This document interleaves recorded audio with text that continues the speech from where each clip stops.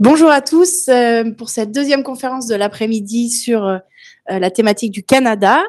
Merci à nos invités de nous avoir rejoints, Julie de la Banque Desjardins et Thomas du cabinet MSGL. Cette deuxième conférence va avoir comme sujet préparer la réussite financière de son projet au Canada.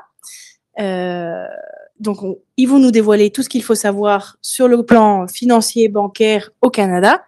Mais avant ça, un petit rappel, la Maison de l'Expatriation vous accueille jusqu'au 18 juillet pour poser vos questions, récupérer des liens, des ressources, des informations sur votre projet d'expatriation. Donc, n'hésitez pas à prendre rendez-vous sur le site de la Maison de l'Expatriation. Et dans la continuité de cette semaine thématique du Canada, nous recevrons demain HEC Montréal qui viendra faire une conférence à 18h30, 15, 18h, dans ces eaux-là, sur les programmes qu'il propose et une conférence autour du développement durable des énergies renouvelables.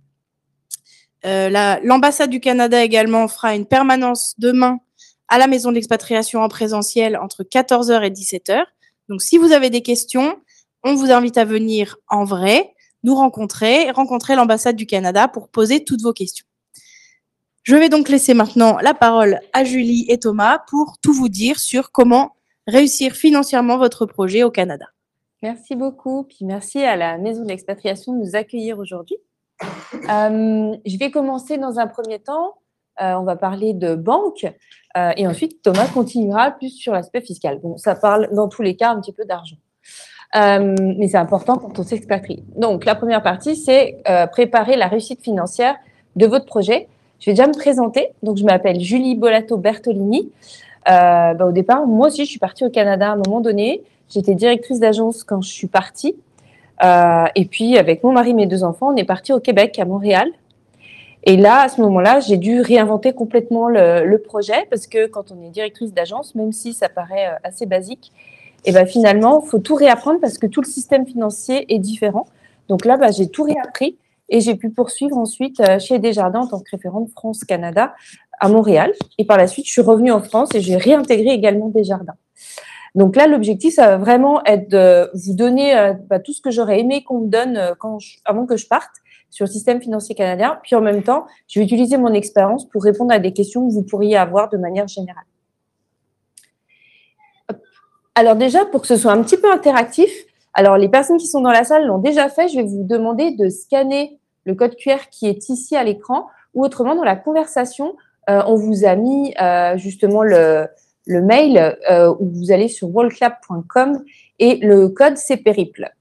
L'objectif, c'est pas, il n'y a aucun mail qui est demandé, rien du tout. C'est simplement qu'on va pouvoir tous communiquer ensemble sur les avis, etc.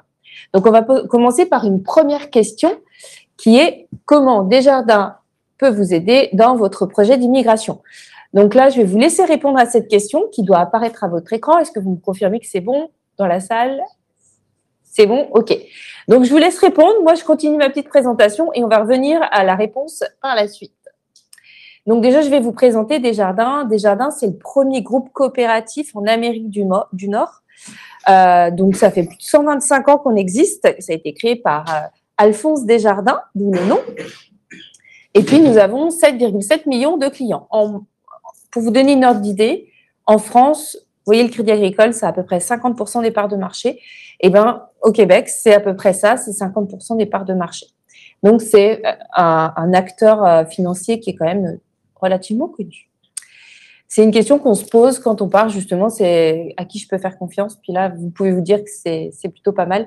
On est aussi, Desjardins aussi, l'un des premiers employeurs au Québec avec 57 000 employés.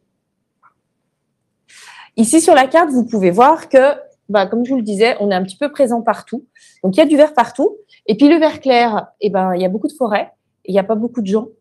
Donc, en fait, les petits points verts, c'est surtout les villes. Et la plupart du temps, quand vous avez une ville, vous avez une agence Desjardins, une caisse Desjardins qui est là pour vous aider.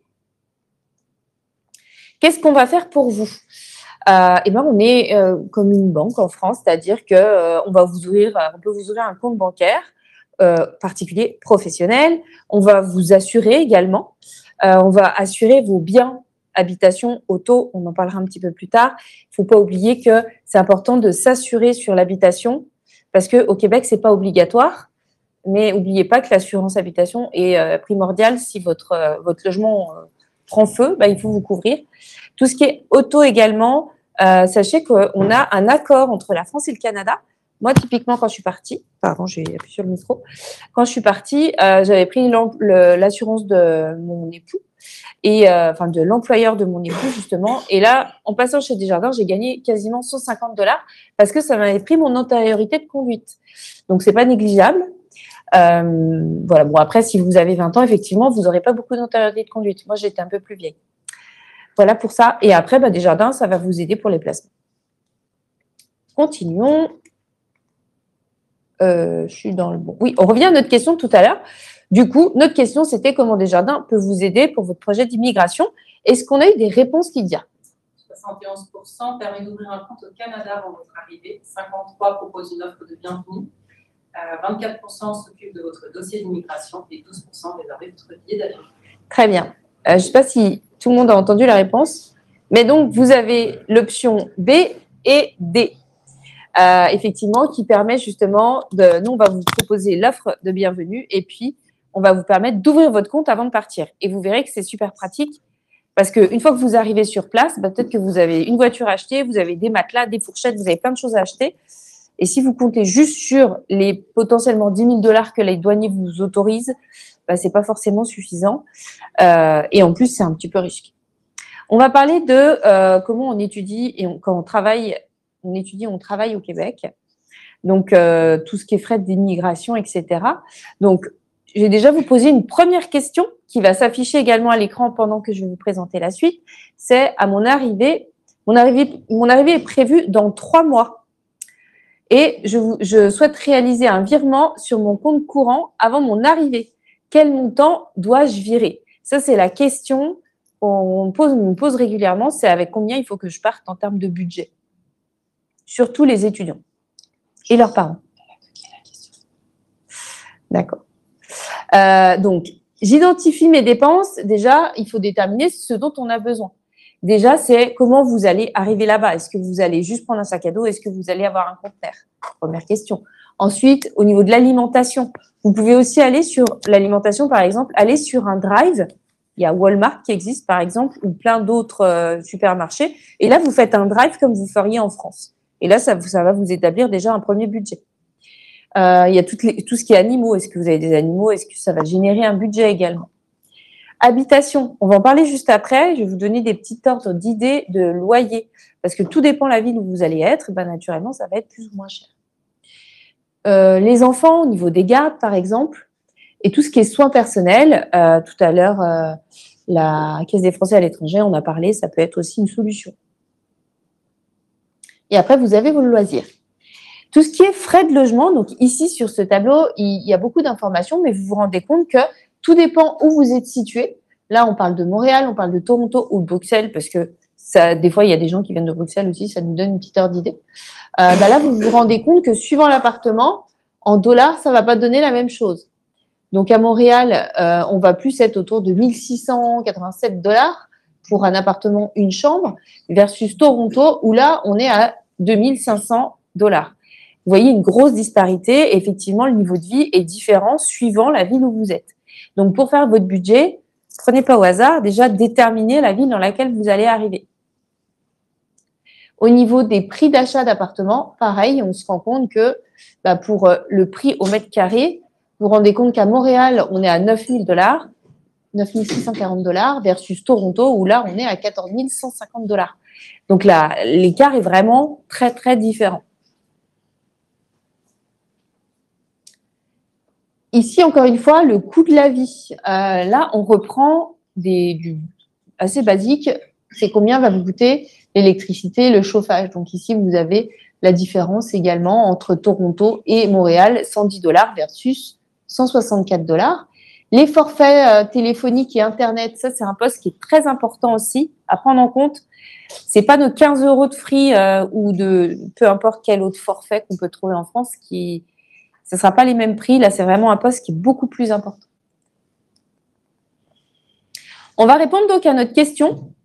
Mon arrivée est prévue dans 3 mois et je souhaite réaliser un virement sur mon compte courant avant mon arrivée. Donc, est-ce qu'il faut que je prenne tout l'argent que j'ai sur mon compte actuel? Est-ce que le montant de mon budget annuel, c'est le montant de mon budget annuel prévisionnel?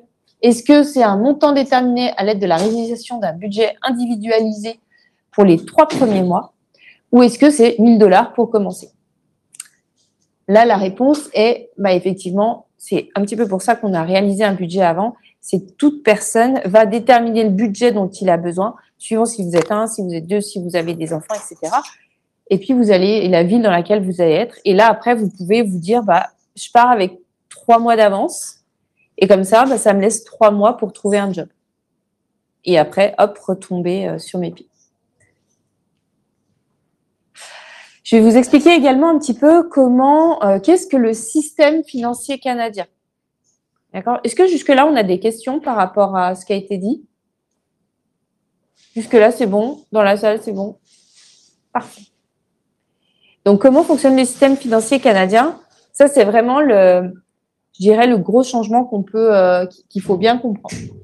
Basiquement, déjà, en termes de moyens de paiement, globalement, on va utiliser les mêmes moyens de paiement. La différence qu'on va trouver, c'est au niveau des virements Interac. En France, on va appeler ça des virements instantanés. Mais là, ils appellent ça des virements Interac. Et l'objectif, c'est de réaliser un virement, mais avec un mot de passe. Thomas, par exemple, j'arrive à Montréal et puis j'ai un conteneur qui vient d'arriver, mais il faut que je rachète tout ce qui est électrique, donc mon grille-pain. Donc, je vais t'acheter mon grille-pain. Et donc, j'arrive chez toi. Bonjour monsieur, votre grille-pain est génial. Donc là, il faut que je t'envoie 20 $. Donc, je vais sur mon application, comme vous feriez en France.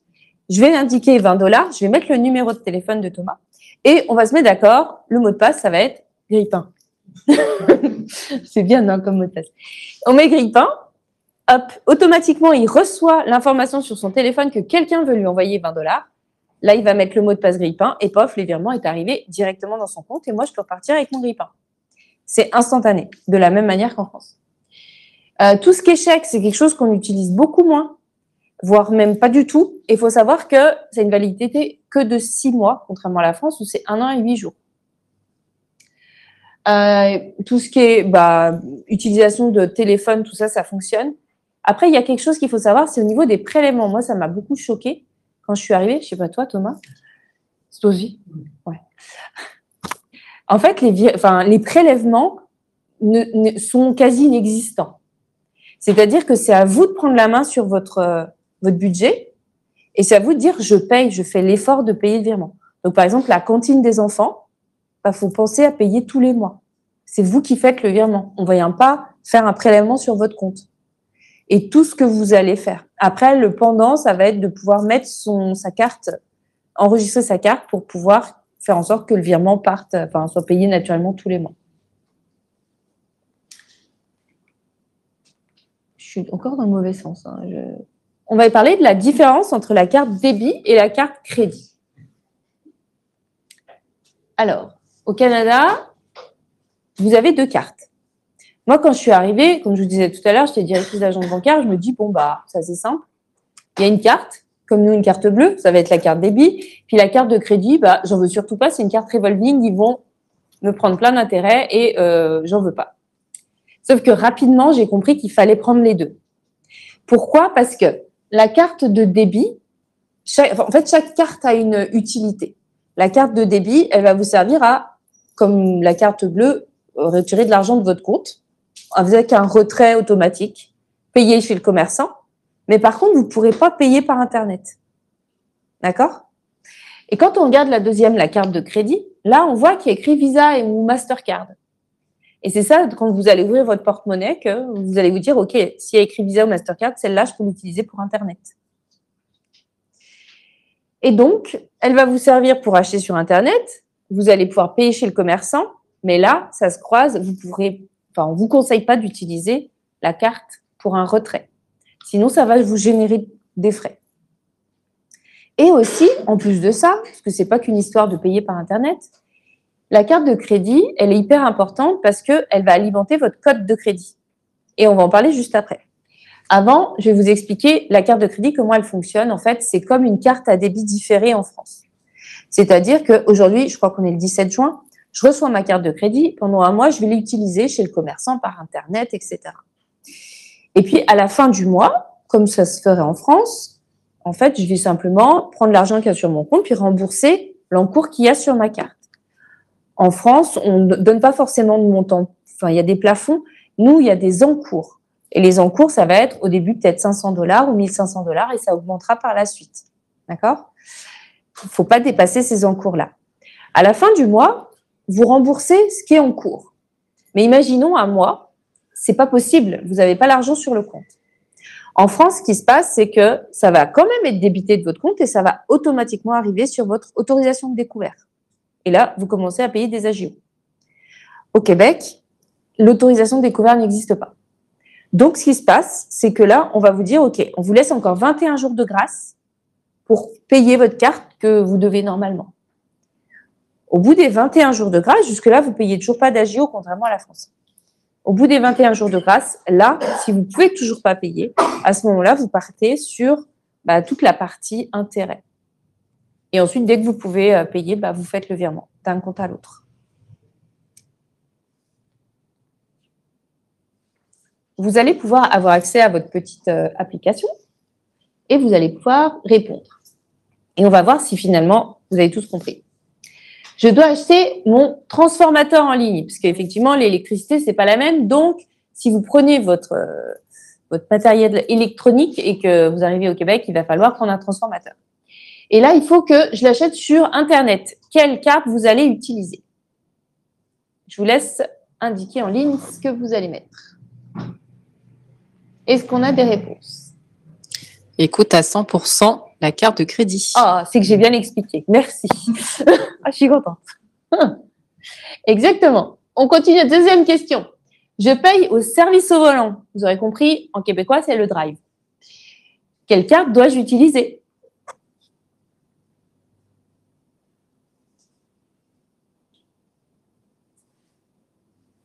Est-ce qu'on a des réponses? Ça balance majoritairement sur la carte de débit, mais on a aussi un petit, on va dire 30-40% là sur la carte de crédit. Exact. Écoutez, tout le monde a un petit peu raison, parce qu'en fait, on peut utiliser les deux. Comme on l'a dit, les deux cartes vous permettent de payer chez le commerçant. Vous êtes au drive, vous êtes chez le commerçant, vous pouvez utiliser les deux. Allez, une dernière question. Je souhaite acheter une tuque à 8 $, pardon, au marché de Noël. Première question, qu'est-ce qu'une tuque pour les personnes qui sont présentes? Donc, j'attends la réponse. Oui. Un bonnet. Tout à fait, un bonnet, merci. Exactement, c'est un bonnet et ils disent vraiment une tuque. Alors, voilà. Quelle carte peut me permettre de retirer de l'argent pour aller payer les 8 $ pour acheter ma tuque?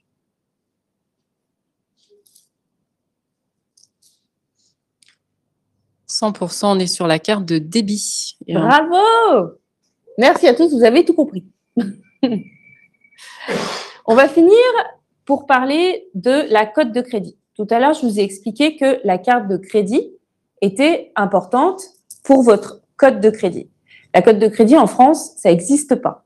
C'est vraiment un phénomène ils ont essayé de l'instaurer à un moment donné, ça n'a pas marché, mais au Québec et Nord-Amérique, Québec, Canada et Amérique, États-Unis, c'est ce qui est très important. La question qui va apparaître ici, je vais vous laisser le temps d'y répondre. Vous n'êtes pas obligé de répondre tout de suite, comme ça vous allez m'écouter. Qu'est-ce qui impacte ma cote de crédit? Est-ce que c'est payer mon abonnement de téléphone? Est-ce que c'est faire de grosses dépenses à mon arrivée?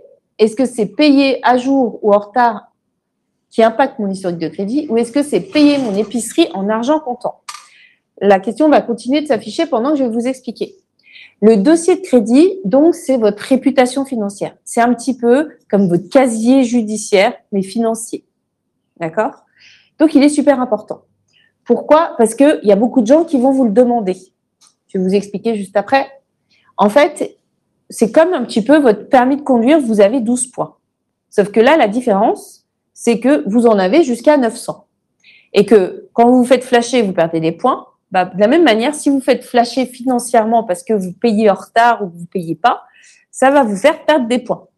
Et ça, tous les mois. Tous les mois, votre cote de crédit, elle va monter, elle va descendre suivant la manière dont vous allez utiliser votre carte de crédit Et puis après, tous les autres paiements que vous allez faire, que ce soit téléphone, que ce soit prélèvement bancaire, vos prêts si vous les remboursez, etc.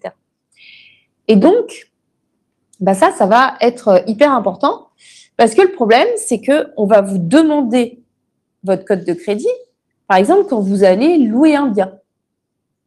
Donc, vous allez arriver au Québec, au début, les quelques mois qui vont suivre votre arrivée, on va dire à peu près 5-6 mois, vous n'aurez pas de cote. Mais passé ce délai-là, vous voulez louer un bien, le propriétaire va vous demander votre code de crédit. Donc, si vous n'utilisez pas, comme moi, au début, la carte de crédit, parce que j'imaginais que c'était une carte revolving qui n'avait rien à voir, vous avez compris. Et ben en fait, ça alimente pas la cote de crédit. Et donc, le moment où votre propriétaire va vous demander votre code de crédit, vu que vous l'utilisez pas, vous allez avoir une très mauvaise cote. OK ? Elle est utilisée aussi pour être parfois, c'est les employeurs qui la demandent. Dans mon cas, je travaille dans un établissement financier canadien, j'ai passé mes entretiens, et puis après, on m'a demandé, au fait, c'est quoi ta cote de crédit ?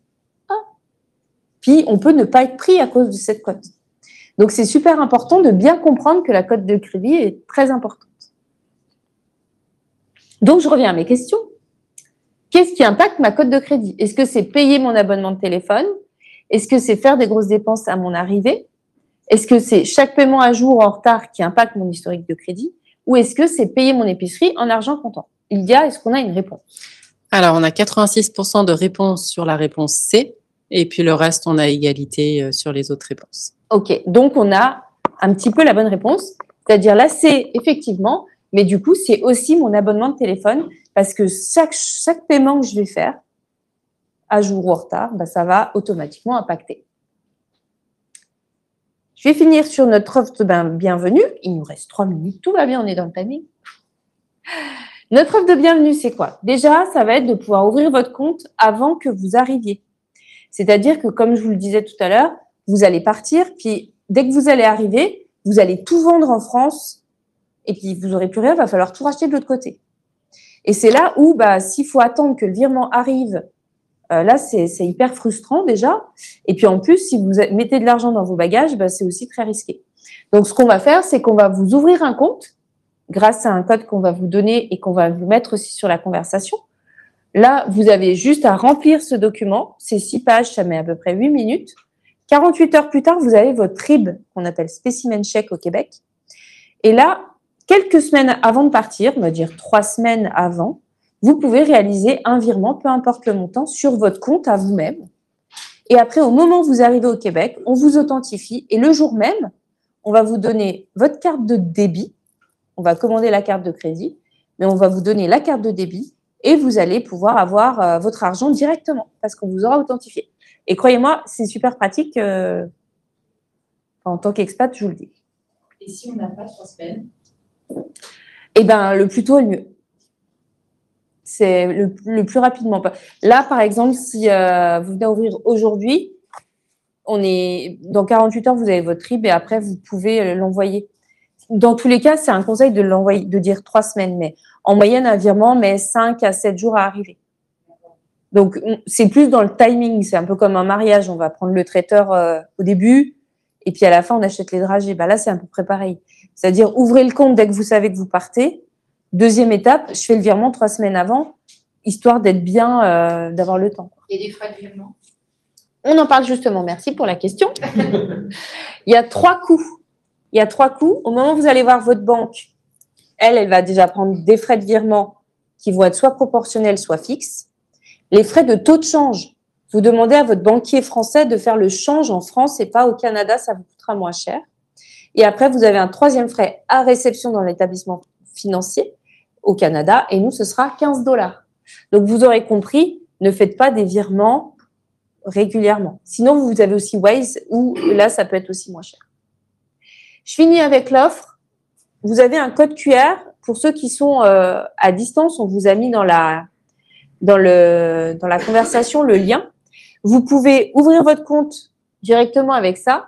Donc, c'est gratuit pendant 2 ans pour les travailleurs, que ce soit pour votre compte courant, pour votre carte de crédit, d'accord, pendant 2 ans. Et également, vous avez l'assistant juridique qui vous couvre Si par exemple vous avez un bail et puis vous ne comprenez pas vraiment ce qui est écrit dans le bail parce que c'est écrit à la québécoise et que les mots ils sont pas pareils, appelez-les et demandez si ça veut dire la même chose que ce que vous comprenez. Voilà, j'ai terminé. Est-ce que vous avez des questions? Oui. J'ai juste une question, je ne sais pas si c'est vous qui pourriez y répondre, mais dans le cas de, vous avez parlé dans le cas de louer un logement et qu'une personne, un nouvel arrivant, par exemple, n'a pas d'historique de crédit encore. Oui. Est-ce que vous savez quel type de documents il pourrait fournir, par exemple, en arrivant en France, qui pourrait pallier à ça? Oui. Alors, pour les internautes qui n'entendent peut-être pas la question était de savoir qu'est-ce qu'on peut donner quand on arrive sur place pour justifier au propriétaire qu'on est solvable. Moi, ça m'est arrivé. Alors, ce qu'on a fait, c'est étant donné que mon conjoint avait déjà un job sur place, enfin, allait avoir son job déjà, en fait, on a demandé aux ressources humaines de justifier le salaire en disant, voilà, on est embauché à telle date et donc il y aura tant de revenus. Et après, ce que vous pouvez faire aussi, c'est demander à votre banque française de justifier que vous avez un solde, votre solde, ou en tout cas que vous êtes solvable et que vous êtes un bon payeur. Ça peut être une solution. Est-ce que vous avez d'autres questions? Est-ce qu'il est nécessaire de garder son compte en France quand même ou pas? Oui, gardez votre compte en France. Il y a plusieurs raisons à ça. La première, c'est que pour les cadeaux de Noël, quand on ne peut pas se déplacer, c'est vachement pratique. Parce que quand vous allez faire un Amazon.fr ou Amazon.ca, pas Amazon.fr, vous pouvez payer en euros. Et ça, c'est pratique parce que sinon, vous ne pourrez pas faire Amazon.ca. Enfin bref, du coup, ça va vous générer des frais. De deux, si vous retournez en France, vos euros ne vont pas être impactés par le taux de change. Ça aussi, c'est bien. Ça ne sert à rien de faire voyager de l'argent et de faire des frais. 3, ce qui est moins agréable, moins sympa à parler, mais il faut en parler, c'est parfois, il y a des décès et il y a des successions. Et là, on va vous demander d'ouvrir des comptes. Et moi, des fois, j'ai des notaires de Montréal qui m'appellent et qui me disent, Julie, est-ce qu'on peut ouvrir un compte à un client qui est au Canada? Oui, mais le banquier dit qu'il faut qu'il se déplace. En fait, payer un billet d'avion à 500 $ pour ouvrir un compte bancaire, c'est un peu gênant. Donc, gardez-les. Et puis après, souscrivez, par exemple, à une assurance vie en France qui peut être très bien. Vous bloquez ça en termes d'assurance vie. Vous avez l'autorité fiscale. Si vous retournez, vous pouvez être bien. Et après, pour faire nos virements, mettons-nous nos retraites ou quoi que ce soit, il suffit de prévenir nos caisses de retraite qui... Normalement, c'est possible. Si ce n'est pas possible, je vous encourage à faire des virements tous les trimestres et pas tous les mois. Sinon, après, on peut en parler ensemble, mais il peut y avoir d'autres solutions si vous voulez vraiment faire des virements. Ou alors, on prévient notre caisse de retraite, ils font directement le virement chez vous. Certains l'acceptent, d'autres ne l'acceptent pas forcément. Mais certains l'acceptent. Nous avons quelques questions en ligne. Donc, la première, c'est peut-on alimenter notre compte en euros si nous disposons toujours d'un compte épargne en France? Alors, on peut faire un virement international en euros. Enfin, quand vous avez des euros en France, il faut transformer ces euros en dollars canadiens que vous allez déposer sur un compte en dollars canadiens. De la même manière, si vous avez des dollars canadiens et que vous voulez rapatrier des fonds en France, à ce moment-là, vous allez également faire le change, soit au Canada, soit en France, de la même manière. Dans les deux cas, vous pouvez faire des transferts d'argent. Une autre question, est-il possible d'ouvrir ou de gérer un compte chez Desjardins quand notre arrivée est prévue dans la province de l'Ontario? Oui. Alors, je vous confirme que Desjardins est présent au Québec et en Ontario. Et on a des caisses qui sont un petit peu partout aussi. Donc, aucun problème. J'ai une dernière question aussi. Oui. Parce qu'en France, on a dans le banque des plans épargne et du type. Oui. Est-ce que c'est le même système au Canada? Non. C'est pas le même système. D'ailleurs, peut-être que tu vas en parler après. Oui. Donc, c'est parfait. On va lui laisser la main. Parce que c'est effectivement pas du tout la même chose. C'est tout ce que j'ai dû réapprendre justement parce que tout était différent. Et c'est super intéressant à comprendre. Voilà. Mais après, la question se pose, est-ce que je garde les enveloppes en France ou pas? Et ça, il faut le faire individuellement. Chacun se pose les bonnes questions par rapport à ses projets personnels. il faut prévenir sa banque en France qu'on s'en va. Oui, faites-le. Et puis après, si même vous pouvez donner mandat sur votre compte à quelqu'un de proche, comme ça, vous pouvez être tranquille sur certaines opérations, c'est pratique. Je vais prendre la dernière question. Après, il y a Thomas. Par rapport au PER, au PEA, etc., le titre, s'il y avait des transferts, s'il y a des choses équivalentes, j'imagine que c'est un peu plus complexe. Ouais, c'est différent. Puis encore une fois, c'est individuellement que ça se joue par rapport au choix et l'avenir que vous voulez faire de votre expatriation. Si vous partez 1 an ou si vous y allez toute la vie, les choix sont différents.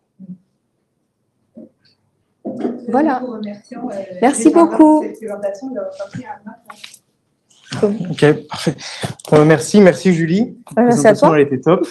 Merci à la Maison d'Expatriation pour l'organisation de l'événement. Donc, on va parler d'un sujet qui nous passionne tous, hein, la fiscalité. Non, je rigole évidemment, mais donc moi, avant je vais commencer. Donc moi, c'est Thomas Magré. Je suis directeur associé du cabinet MSJL. Donc, on est implanté à Montréal. Je suis de Montréal. J'habite à Montréal. Je suis venu justement exprès pour l'événement. Je suis venu avec mon associé Amandine Barrault, qui est juste derrière, que je ne vois plus, qui est juste là, pardon, qui est associé du cabinet, qui gère justement toute la fiscalité des particuliers au Canada. Donc, vous voyez, on a 2 petits points aussi aux US, parce qu'on est aussi implanté aux US. On est à New York, Miami, et on va ouvrir Toronto, là, courant fin 2025, début 2026. Donc, on va parler évidemment de tout ce qui est… D'abord, au préalable, on va parler de la notion de résidence fiscale, parce qu'à partir de quand on doit déclarer nos impôts au Canada. On va parler évidemment de la base, donc l'impôt sur le revenu au Canada, et après toutes les particularités liées surtout à votre patrimoine étranger. Encore une fois, comme Julie, n'hésitez pas à me couper, à poser des questions, et s'il y a des choses qui ne sont pas claires, je peux répéter évidemment. Pas de souci. Le premier point, c'est la notion de résidence fiscale, c'est-à-dire à partir de quand on est considéré résident fiscal canadien. C'est-à-dire qu'il y a 3 éléments. La première chose, c'est la notion temporelle, c'est-à-dire qu'à partir du moment où on reste plus de 183 jours au Canada, on est résident fiscal canadien. Mais il n'y a pas que ce point-là. Il y a l'aspect aussi économique. Est-ce que je viens pour un business? Est-ce que je viens pour être salarié? Est-ce que je viens justement apporter finalement à l'économie canadienne? Et le dernier point, c'est surtout familial. C'est-à-dire que à partir du moment qu'on vient avec sa famille, son mari, ses enfants, et qu'on y loue un appartement, qu'on achète une maison, évidemment, on y est là pour s'installer, donc on oublie la résidence fiscale française et on transfère vers la résidence fiscale canadienne. On n'est pas obligé de respecter les 3 points que je viens de vous dire. Par exemple, si on arrive en novembre et qu'on y vient s'y installer, on n'a pas respecté les 183 jours. Mais on change quand même de résidence fiscale, parce qu'on vient s'installer, on vient finalement apporter à l'économie canadienne et s'y installer finalement concrètement. Il y a des nuances. Les nuances qu'on peut avoir, c'est quand on est seulement de passage, quand on a seulement une mission, dépendamment aussi de notre permis de travail, de notre visa, etc. Donc ça, évidemment, c'est au cas par cas. Et de manière générale, quand on vient s'installer, travailler, apporter à l'économie, et en plus d'un point de vue temporel, on change de résidence fiscale. Donc, résidence fiscale canadienne, et du coup, on oublie la française, on passe en tant que non-résident français. Donc, ça n'empêche pas qu'il faut faire quand même la déclaration française. Et avant que je continue, peut-être… la première année, c'est la plus importante. Pourquoi? Parce que vous avez votre changement de résidence fiscale, vous n'êtes plus résident fiscal français à partir de votre date de départ, et vous devenez résident fiscal canadien à date d'arrivée au Canada. Souvent, quand on pose le pied, quand on arrive, on est résident fiscal canadien. Donc, on va devoir faire 2 déclarations, la française, la canadienne, et elles sont importantes parce que je vais y venir après. Toutes les informations qu'on va enregistrer sur la première déclaration canadienne, c'est c'est ce qui va finalement vous suivre toutes les années. Je vais y venir juste après. Donc, on commence par l'impôt sur le revenu au Canada. Donc, la grosse différence, c'est qu'il n'y a pas de foyer fiscal au Canada. On va faire une déclaration. Si on a un couple, on fait une déclaration individuelle pour madame et on en fait une pour monsieur. Les enfants ne rapportent pas d'argent, ils ne rapportent pas de part fiscale en plus. Au contraire, moi j'ai 3 enfants, donc je peux vous dire que ça en rapporte pas beaucoup plus. Mais on a potentiellement des déductions possibles. C'est-à-dire, par exemple, les frais de garderie sont déductibles. Sont déductibles d'impôts, à condition qu'ils soient éligibles. Alors, je ne vais pas rentrer dans le détail de toutes les frais de garderie qu'ils peuvent avoir, parce qu'en fait, il y en a 2. C'est les subventionnés et les non subventionnés. Quand c'est subventionné, ce n'est pas déductible d'impôts. En même temps, ça coûte très peu cher. Et par contre, quand c'est non subventionné, là, on peut déduire ces frais de garderie directement sur nos impôts. On a aussi d'autres déductions possibles, les frais de scolarité, mais en même temps, c'est pas toutes les frais de scolarité, ça dépend, surtout du niveau de scolarité, c'est le post-secondaire. Avant, on ne peut pas déduire les frais de scolarité. On peut déduire nos frais médicaux, on l'indique là d'ailleurs, on peut déduire nos frais médicaux, ce qui est quand même très bien, parce que évidemment, il y a la RAMQ, donc l'équivalent de la sécurité sociale ici, mais il y a des éléments qui ne sont pas pris en charge, il faut garder les factures, et on peut les venir déduire en fin d'année sur notre déclaration d'impôt. En parlant de fin d'année, la déclaration d'impôt, la date limite est au 30 avril de chaque année suivante. En France, on connaît qu'il y a plusieurs dates en fonction de, des départements ou des régions. Ici, c'est vraiment au 30 avril pour tout le monde. Et on rigole pas, faut surtout pas dépasser la limite, parce que les pénalités et les intérêts sont applicables directement et il n'y a pas de remise gracieuse. Je vais y venir juste après sur deux formulaires qui sont très importants, si on est éligible évidemment, mais les pénalités sont fortes. On est en Amérique du Nord, donc le Canada suit les US, ils rigolent pas là-dessus sur la compliance, c'est-à-dire qu'il faut respecter toute déclaration et en tout cas à bonne heure. Okay. Donc effectivement, je reviens un petit peu sur le sujet, c'est-à-dire qu'on va faire une déclaration pour madame, une déclaration pour monsieur, c'est une déclaration individuelle, donc chacun va avoir notre propre taux d'imposition. Donc dépendamment des revenus déclarés, chacun va avoir son propre taux d'imposition. Après, s'il y a des revenus communs, comme notamment des revenus fonciers, et on sépare en deux en fonction du taux de détention finalement de ce bien-là.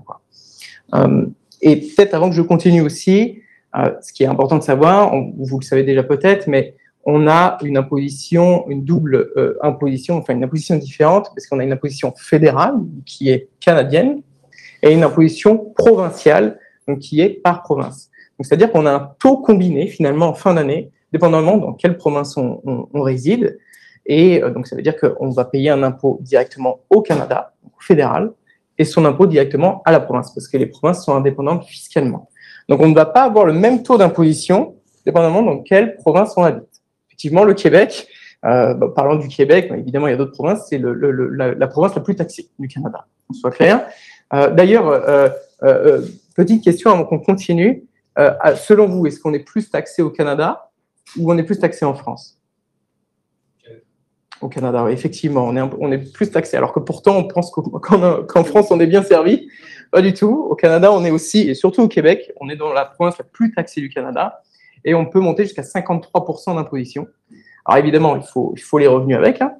Mais en fait, le fédéral a sa propre grille et le Québec, alors je parle du Québec parce que je suis de Montréal, mais évidemment, c'est la même chose pour les autres provinces, ont leur propre taux d'imposition, grille d'imposition aussi également. Donc pour le Québec, on peut monter jusqu'à 53% maximum, ce qui n'est pas rien et ce qui n'est pas à prendre à la légère. Et surtout, autre point, on est non seulement imposé sur nos revenus canadiens, mais on est aussi imposé sur nos revenus mondiaux et sur notre patrimoine mondial. Donc, c'est-à-dire que si on s'expatrie et qu'on réside au Canada et qu'on devient résident fiscal canadien, je vais payer mes impôts au Canada sur mes revenus canadiens, mais aussi sur les revenus que je peux potentiellement toucher à l'extérieur du pays, notamment la retraite, les revenus fonciers, les revenus de placement. Justement, vous avez parlé de PEA tout à l'heure, on va y parler. On va en parler justement parce que finalement, c'est des choses à laquelle il y a beaucoup de compliance. Ça veut dire qu'il y a beaucoup de choses à déclarer. Des fois, il y a très peu d'imposition. Mais malheureusement, il faut quand même tout déclarer. Il faut déclarer tous nos revenus mondiaux. Je vais y venir juste après. Voilà, les revenus de source étrangère. Donc, en fait, il existe une convention fiscale entre le Canada et la France qui évite justement cette double imposition. C'est-à-dire qu'on se dit, attends, je paye mon impôt déjà en France sur ces revenus fonciers-là, je ne vais pas repayer l'impôt au Canada. Et même chose pour les autres revenus, évidemment. Et ben non, justement, cette convention fiscale évite la double imposition. Ça veut dire qu'on utilise l'impôt payé en France déjà dans le pays source. En soi, je parle de la France, mais ça marche aussi avec d'autres pays. Il y a une convention fiscale avec d'autres pays, comme notamment la Belgique, etc. Et on va prendre cet impôt-là qu'on a payé dans le pays source, on va venir déduire de l'impôt Canada. En soi, la logique à avoir, c'est qu'au Canada, sur nos revenus étrangers, on paye l'impôt, en fait, on paye seulement la différence s'il y en a une, d'impôt. Okay. Donc, on est imposé sur nos revenus fonciers, imposé sur nos revenus de placement, notamment le livret A. Je ne sais plus qui en parlait tout à l'heure, mais le livret A, il n'y a pas beaucoup d'intérêt. Surtout qu'il est plafonné à 20 000, si je ne dis pas de bêtises. Mais effectivement, on est imposé sur tout revenu de source étrangère. Revenu d'intérêt, revenu foncier, salaire étranger ou dividende étranger si on est actionnaire d'une société étrangère également. donc je vais passer à l'étape d'après. Surtout sur le patrimoine immobilier, c'est ce qu'il y a de plus commun en soi quand on s'expatrie au Canada et qu'on a gardé un peu de patrimoine à l'étranger. On doit imposer évidemment ces revenus-là en France. On doit également les déclarer au Canada. Je vais vous parler de 2 formulaires qui sont les formulaires les plus importants. Je vous demande juste de retenir ça. Après, je vais éviter de vous parler en code. Mais en tout cas, on a la T1135, qui est finalement une photo de votre patrimoine étranger. Donc, que ce soit immobilier, compte de placement, on doit déclarer tous les comptes de placement étrangers, que ce soit l'IVA, compte courant, PEA, compte de titre, tout ce qu'on peut avoir, crypto-monnaie, d'ailleurs en ce moment c'est à la vogue, mais crypto-monnaie aussi c'est à déclarer, et bien immobilier, on doit détailler dans cette T1135-là. Si on ne déclare pas cette T1135-là et qu'on nous oublie de la déclarer, c'est 2 500 $ de pénalité par an et par personne. Et il n'y a pas de délai de prescription. C'est-à-dire que déjà, ce formulaire-là, on doit le déclarer si on dépasse déjà 100 000 $ de patrimoine. Dollars, hein, pas euros. Donc évidemment, il faut faire la conversion. Si on dépasse 100 000 $ de patrimoine à l'étranger, on doit absolument faire ce formulaire-là, parce que c'est un régal, j'ai envie de dire, pour le fisc canadien, parce qu'une fois qu'ils sont au courant, ils peuvent remonter jusqu'à 15 ans. On a eu un client d'ailleurs récemment qui n'était pas au courant de ce formulaire-là. Nous, on l'a averti et il a fallu remonter sur 15 ans avant qu'il soit rattrapé. Et c'est 2 500 $ par personne, par an. Vous voyez à quel montant ça peut monter. Les US, c'est 10 000 $. Il y a le même formulaire aux US, c'est 10 000 $ pour ce formulaire US. Donc, en Amérique du Nord, alors là, je vous fais peur, hein, mais effectivement, c'est juste un formulaire à pas oublier, mais mine de rien, faut pas l'oublier. Voilà. Parce que quand la vente se fait, en fait, en France, par exemple, moi, j'ai eu le même cas aussi avec un client. Quand la vente se fait, en fait, les notaires inscrivent la vente et donc ça remonte tout et automatiquement, Exactement. Et même avant que je continue, c'est très bien ce que tu dis parce que on peut se dire, si je déclare pas, comment ils peuvent le savoir? Aujourd'hui, avec l'intelligence artificielle déjà dans un premier temps, où tout le monde, même le gouvernement, investit là-dedans, les remontées d'infos vont aller beaucoup plus vite, beaucoup plus simplement. En tout cas, moi, je le pense et on le voit déjà. Et surtout, les banques communiquent entre elles. C'est-à-dire que tous les contrôles, toutes les rattrapages d'impôts qu'on a eu au Canada, en tout cas, ont été très souvent liés par le fait que la banque a transmis les informations au fisc canadien, les avertissant de ce qu'ils ont au Canada, en France. Voilà, il y a une étiquette pour tout le monde et encore une fois, je rebondis là-dessus, c'est un régal pour le fisc. 2 500 $ par pénalité, par formulaire oublié, ça va très vite, quoi. Il n'y a même pas besoin de faire trop travailler leur contrôleur. Oui. Mais du coup, il faut faire ces déclarations le 30 avril max pour l'année. L'année précédente, bien sûr. C'est 30 avril N+1. Voilà. Oui, ouais, tout à fait. Donc, et évidemment, les 100 000 $ sont à prendre en compte au taux de change, à date d'arrivée au Canada. Ouais. Donc là, en ce moment, c'est pas l'avantage de tout le monde, quoi. Donc effectivement, ça peut faire peur, mais c'est juste un formulaire finalement déclaratif. Et si on a des revenus liés à ce patrimoine-là, on doit les déclarer également et déduire l'impôt français qu'on a déjà payé en France. La logique, elle est là, seulement ça. Donc effectivement, pour les biens immobiliers, peut-être ce que je peux évoquer, c'est que il y a beaucoup de structures juridiques qui existent pour les biens immobiliers en France. Les SCI, LMNP, biens meublés, non meublés, etc. Au Canada, ça n'existe pas. Il y a 2 choses. C'est location personnelle, c'est-à-dire que le bien m'appartient directement. Je déclare les revenus moins les dépenses et je paye l'impôt sur la différence. Okay. Et sinon, un bien immobilier directement détenu par une société. Voilà, c'est deux seules différences. Donc, on va déclarer de manière assez classique au Canada, calculer l'impôt à payer, on va déduire l'impôt en France. Par contre, justement, c'est intéressant d'en parler rapidement. La LMNP, que beaucoup de gens utilisent ici, beaucoup de Français utilisent, a un avantage du fait qu'on ne paye pas d'impôt en France. Par contre, au Canada, on va en payer. Et au Canada, on va vouloir déduire l'impôt français, mais il n'y en a pas. Donc, en soi, l'avantage fiscal que vous avez au Canada sur ce régime-là, finalement, vous ne l'avez pas au Canada.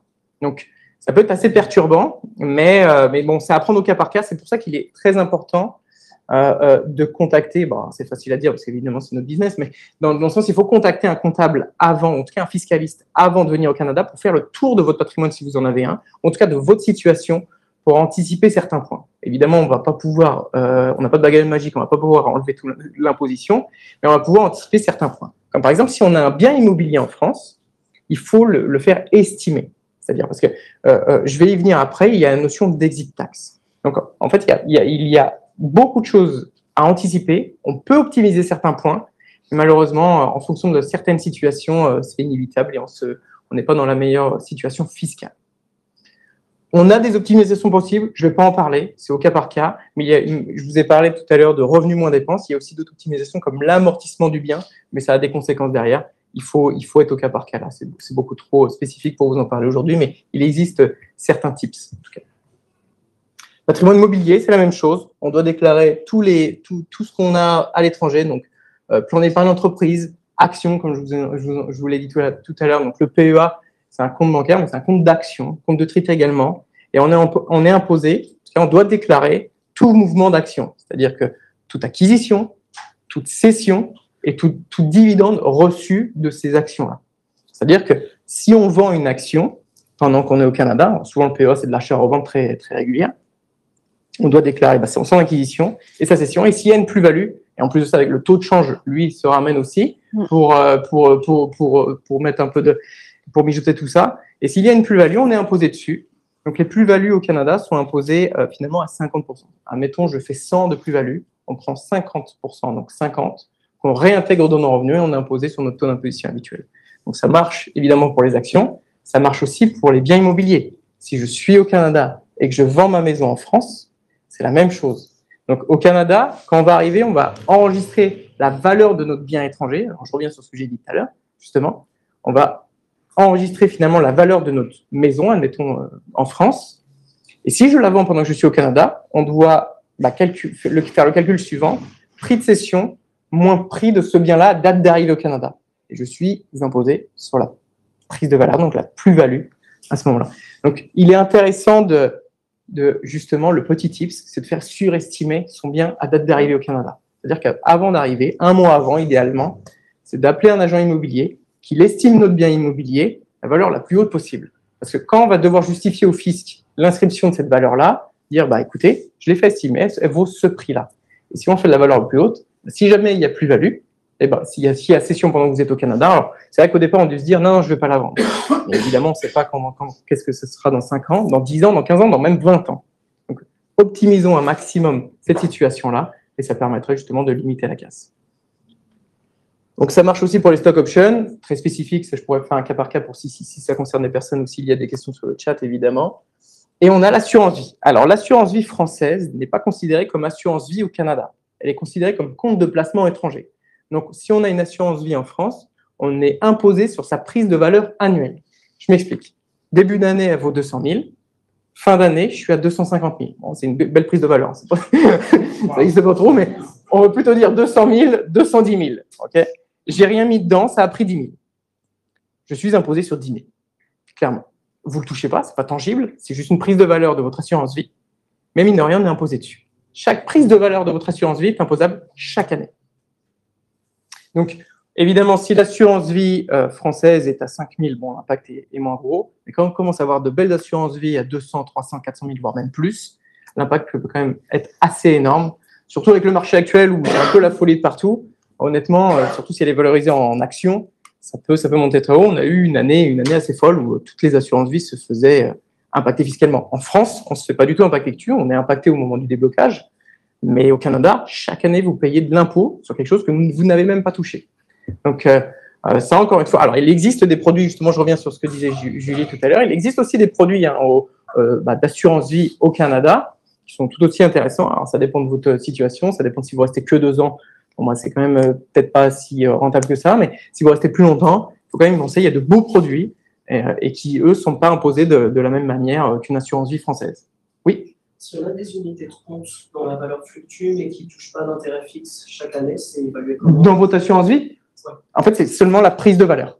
C'est-à-dire qu'on va prendre la prise de valeur de votre assurance vie à soit à date d'arrivée, mais si vous êtes là depuis, on va prendre au 1er janvier, moins sa prise de valeur en fin d'année. Donc, si, en fait, on prend la fin d'année moins le début d'année. That's it. Si on voit qu'il y ait plus, vous êtes imposé dessus. Pour les fluctuations en bourse, c'est vraiment juste 1er janvier, 31. Tout à fait. C'est pas en cours d'année. Par contre, si vous quittez le Canada en cours d'année, on va prendre la date de départ du Canada. Okay. Même chose si on arrive. Même chose si vous arrivez. Le départ, ce sera effectivement. Ouais. Et taux de change rentre dedans, évidemment. Encore une fois. Oui, vous avez une question derrière? Non? Non, pardon.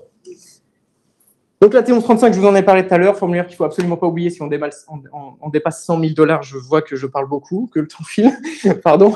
La T1135, évidemment, je vais pas en reparler encore une fois. La T1134, c'est un cas spécifique, c'est que c'est le deuxième formulaire important, mais qui est moins régulier. Mais en tout cas, si on l'a, c'est important de le faire. C'est si on s'expatrie au Canada et qu'on détient une société à l'étranger, on doit absolument déclarer une T1134 par société étrangère détenue, à plus de 10%. Alors, plus de 10%, mais c'est à prendre avec des pincettes, parce que, admettons, j'ai 2% dans une société qui est détenue par le reste, par mon père. Et en fait, on va prendre le pack familial, c'est-à-dire que c'est père, mère, frère, sœur, enfant. Donc, j'ai peut-être que 2%, je ne dépasse pas les 10%, mais mon père a le reste, je dois faire une T1134. Absolument. Encore une fois, T1134 pas produite, 2 500 $ de pénalité. Cette fois-ci, c'est par personne et par société oubliée. Donc, ça peut aller très vite. Voilà. Oui. Si la société est mise en sommeil lors du départ au Canada. T1134 aussi, hein. T1134 également. Oh oui. Oh oui. Au vu du. Là, c'est imposé sur l'augmentation de la valeur. Alors, là, c'est seulement déclaratif. Après, je vois le temps qui court, mais en clair, on va dupliquer les états financiers de cette société-là sur cette T1134-là. Et on va, finalement, déjà, ça leur sert de voir si vous avez déclaré tous les dividendes, si vous avez perçu des dividendes étrangers sur cette société-là, et aussi de potentiellement être imposé sur des revenus passifs. Alors, on calcule ce qu'on appelle un REATB.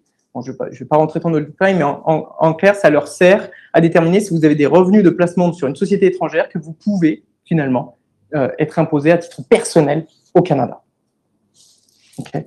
Donc ça, c'est pas T1134 par société et non pas une T1134 pour toutes vos sociétés.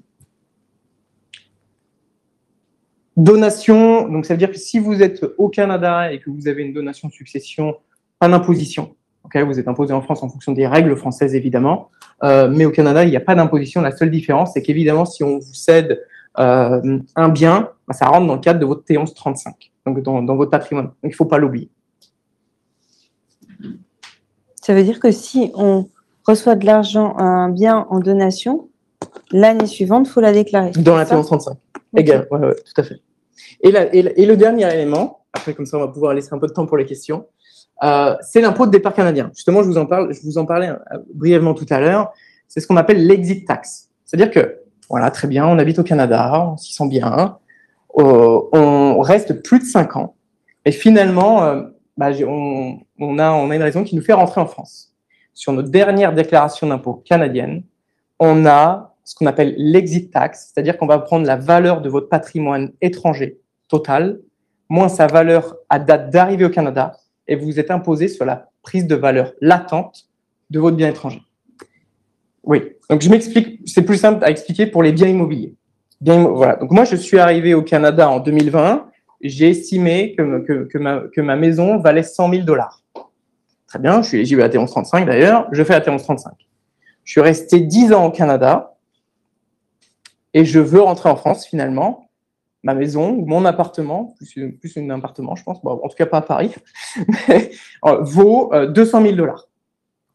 Donc, je suis imposé sur 100 000 $, 50% des 100 000 $. Donc, 50 000 $ qui rentrent dans vos revenus et qui est imposé à votre taux d'imposition. Encore une fois, vous ne l'avez pas vendu votre appartement, donc vous êtes imposé finalement sur la prise de valeur latente de votre bien. Là, je parle d'un bien. Imaginons que vous avez un patrimoine assez conséquent, 2, 3 biens, ça peut aller vite. Donc, c'est à partir de 5 ans de résidence fiscale, c'est 60 mois. À partir de 5 ans de résidence fiscale, c'est-à-dire que si vous quittez le Canada avant 5 ans, alors j'incite pas évidemment à quitter le Canada, mais en tout cas, si vous quittez le Canada avant 5 ans, vous n'avez pas d'exit tax sur vos dernières déclarations. C'est 60 mois de résidence fiscale. Donc, effectivement, les 5 ans sont quand même, en tout cas, d'un point de vue fiscal, assez déterminants et potentiellement impactants pour vous. Vous quittez le Canada au bout de 5 ans et 1 jour, exit tax. Bon, on pourra jouer. Évidemment, il y a moyen de jouer. Là, j'exagère un peu. Il y a quand même moyen de jouer. Mais en tout cas, si vous quittez le Canada au bout de 5 ans et 3 mois, exit tax sur votre dernière déclaration d'impôt, donc on prend tout votre patrimoine étranger et vous êtes imposé sur la prise de valeur. Donc ça marche pour les biens immobiliers, ça marche pour les actions. Vous avez des actions que vous n'avez jamais cédées, mais qui, mine de rien, ont pris de la valeur. Par exemple, les stock options. Donc voilà, vous avez des stock options d'un grand groupe, admettons, et vous les avez acquis pendant ou avant que vous étiez au Canada. Pardon, j'ai tapé sur le micro. Et ben, vous les avez jamais vendus. Malgré tout, vous quittez le Canada au-delà de 5 ans. Exit tax, donc imposition sur la prise de valeur de vos actions. Oui, j'ai vu qu'il y a une question. C'est juste les biens de toute source, ça? C'est les biens étrangers, oui. Juste étrangers. Oui, oui, tout à fait. Oui. Donc, si on a déplacé tous nos avoirs au Canada, qu'on quitte le Canada pour devenir résident fiscal ailleurs, on ne paye pas. Oui, alors il faut les déplacer avant de venir au Canada. Parce que si vous fermez le PEA, c'est comme si nous, vous avez fermé, donc cédé. Donc ça veut dire que vous êtes imposé là sur alors je parle de PEA, mais on peut parler d'autres choses, hein, évidemment.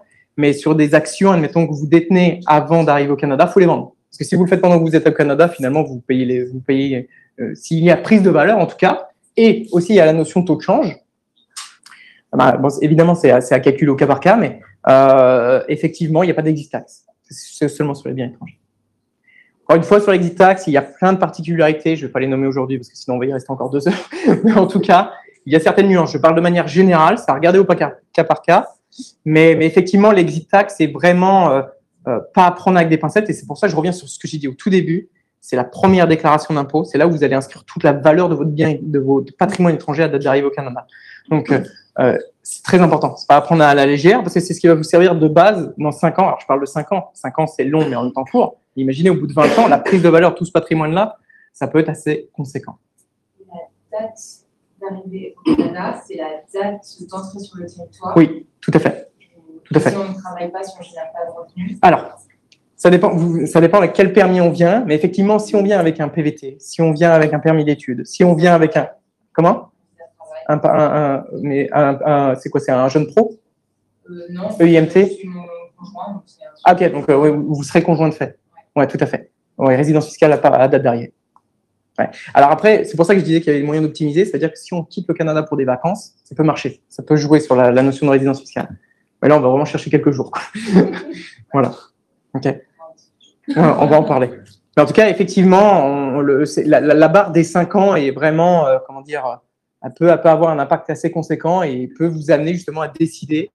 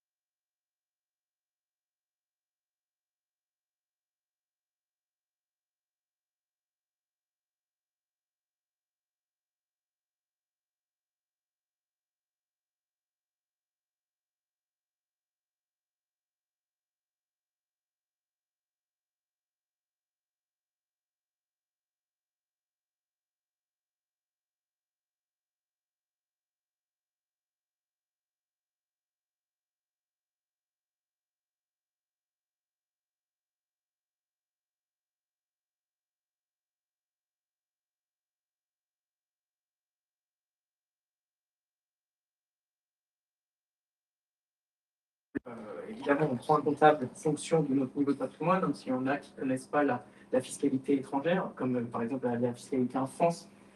Si vous avez du patrimoine en France, alors vous n'êtes pas obligé de faire cette problème, évidemment, mais il faut être accompagné par un comptable, donc un fiscaliste qui connaît absolument cette convention fiscale France-Canada. Si vous voulez challenger, posez-lui des questions justement là-dessus. Parlez-lui de T1135, T1134. S'il vous dit, mais non, c'est en France, ça ne se déclare pas ici, never, jamais. Effectivement, il faut le déclarer et il ne faut pas oublier de le faire. Okay. Oui. Donc, du coup, si on passe moins de 183 jours, on échappe à... Non, justement, c'est ce que je disais tout à l'heure. En fait, on doit remplir une des 3 conditions en soi.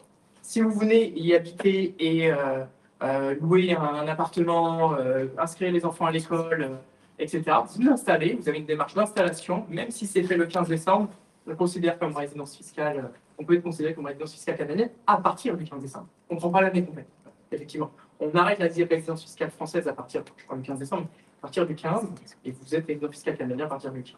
Donc, au Canada, vous serez imposé qu'à partir du moment où vous êtes résident fiscal canadien. Donc, tout ce que vous aurez touché avant, vous ne serez pas imposé dessus au Canada.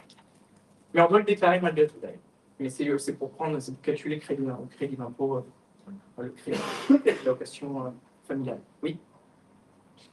Sinon, nous avons quelques questions en ligne quand même. Nous avons une personne qui demande est-ce que le T1134 s'applique au SCI? Alors, très bonne question. Parce que justement, je ne voulais pas trop le développer, mais c'est très bien qu'on pose la question. On a la SCI. En fait, il y a 2 formes d'SCI. Il y a la SCI à l'IR, donc l'impôt sur le revenu, la SCI à l'IS, l'impôt sur les sociétés.